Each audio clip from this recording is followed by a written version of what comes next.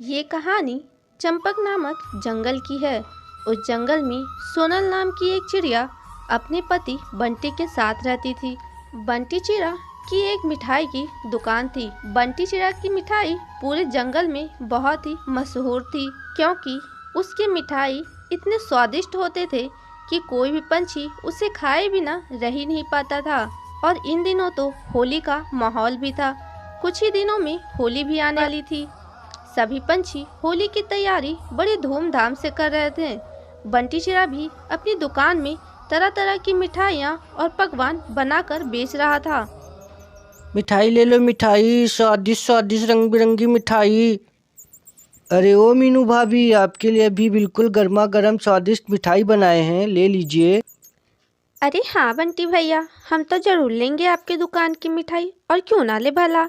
आप बनाते ही इतना स्वादिष्ट मिठाई है, हम तो क्या पूरे जंगल वासियों को आपके दुकान की मिठाई बहुत पसंद आती है। हाँ।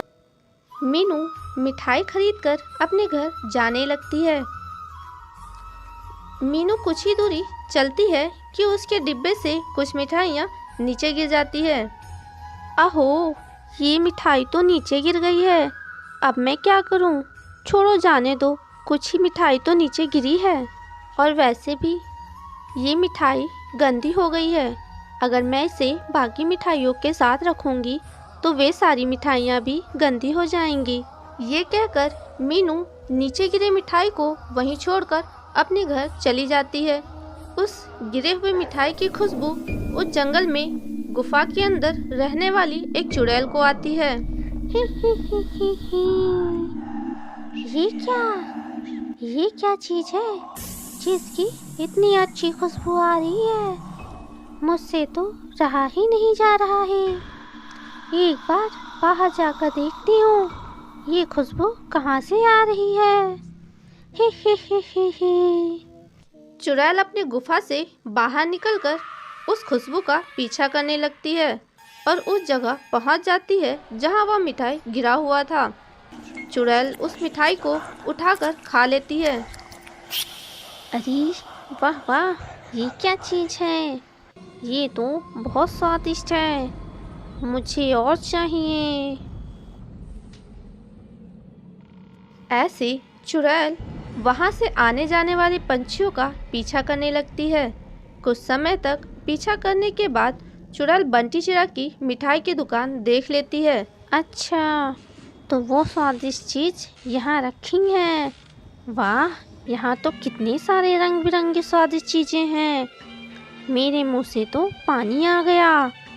चुड़ैल वहीं छिपकर कुछ समय तक बंटी की दुकान को घूरकर देखती रहती है।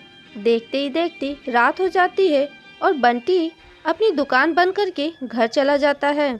चुड़ैल बंटी के दुकान में जाती है और वहां रखी मिठाइयों को खाने लगती है। चुड़ैल दुकान की सारी मिठाइयाँ धीरे धीरे करके खा जाती है।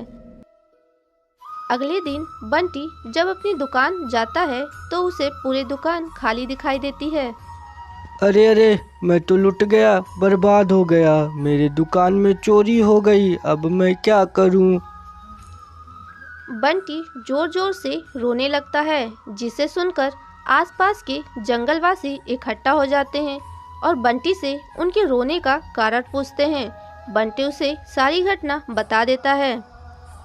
अरे, हम तो कल रात यहीं पेड़ पर सोए थे, पर हमने तो किसी को ना देखा चोरी करते हुए।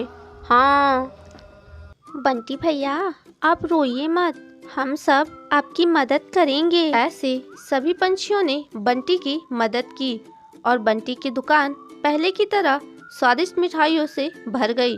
यूं ही पूरा दिन बीत जाता है और रात हो जाती है। बंटी दुकान बंद करके घर चला जाता है। उसके जाने के कुछ ही समय बाद चुड़ैल पुनः दुकान में आती और धीरे धीरे करके दुकान की सारी मिठाइयाँ खा लेती है। अगले दिन बंटी के साथ जंगल के बाकी पंछी भी हैरान थे। सभी सोच में डूबे थे कि आखिर इतनी सारी मिठाइयाँ कौन खा रहा है। धीरे धीरे होली का दिन भी नज़दीक आ गया था। सभी परेशान थे कि अगर ऐसा ही चलता रहा तो वे होली कैसे मनाएंगे। सभी पंछी ने पुनः बंटी की पैसों से मदद की और उसकी दुकान पहले जैसे स्वादिष्ट मिठाइयों से भर दी। परंतु इस बार सभी पंछी सतर्क हो गए थे। दोस्तों, हमें पता करना होगा कि बंटी चिड़ा की दुकान में कौन चोरी करता है। हाँ दोस्तों, कबूतर भाई सही कह रहे हैं, हमें उस चोर का पता लगाना होगा।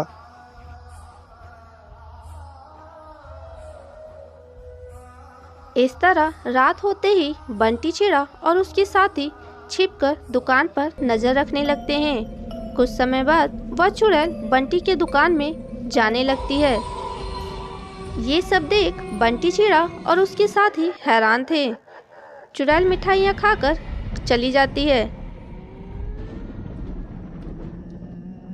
इधर सभी पंछी आपस में बातें करने लगते हैं। अरे, ये तो चुड़ैल है, इसका मतलब बंटी के दुकान की मिठाई ये चुड़ैल खाती है। इस चुड़ैल का सामना हम कैसे करेंगे? ये तो बहुत खतरनाक है। हाँ दोस्तों, पर हमें कुछ न कुछ तो करना होगा। ऐसे वे सभी पंछी कुछ देर सोचने के बाद एक योजना बनाते हैं और उस योजना पर एक साथ मिलकर काम करने का निर्णय लेते हैं। अगले दिन होलिका थी। सभी पंछी होलिका की प्रतीक्षा कर रहे थे। यूं ही रात हो जाती है। सभी पंछी होलिका जलाने के लिए लकड़ी इकट्ठा करते हैं।